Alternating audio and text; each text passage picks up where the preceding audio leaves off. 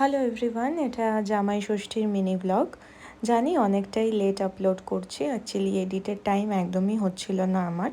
তো সেদিন তো সানডে ছিল, এখন তো আর মামাবাড়ি যাওয়া হয় না জামাই ষষ্ঠীতে, তাই আমরা লাঞ্চের জন্য বেরিয়ে পড়েছিলাম।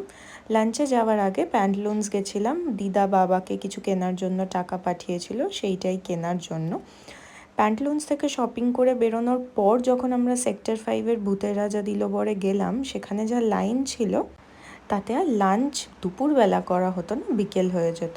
তাই টেম্পোরারি খিদে মেটানোর জন্য আমরা হালদিরামসে চলে গেছিলাম।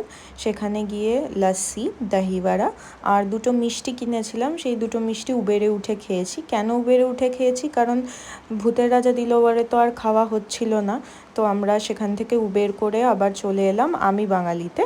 সেখানে থ্যাঙ্কফুলি আমরা জায়গা পেয়েছিলাম, কারণ অনেকটা বেলা হয়ে গেছিলো, বেশি দূরে কোথাও যাওয়াও যেত না।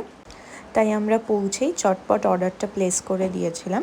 স্টার্টার্সে আমরা অর্ডার করেছিলাম এই ফিশ ফ্রাইটা, তারপর মেন কোর্সের জন্য ছিল ভাত, ভেটকি পাতুরি, মাটন ডাক বাংলো, আর তার সাথে ছিল কচু পাতায় চিংড়ি ভাপা। আর সব খাবার শেষে অর্ডার করেছিলাম মিষ্টি দই। তারপর একটা কাজের জন্য আমি মানি স্কোয়ার গেছিলাম, তো সেখানে গিয়ে চিকেন অর্ডার করলেও খেতে আমি কিছুই পারিনি, লাঞ্চ হেভি করেছিলাম বলে। ব্যাস, তারপর কাজ মিটিয়ে বাড়ি চলে এলাম। That's it for today.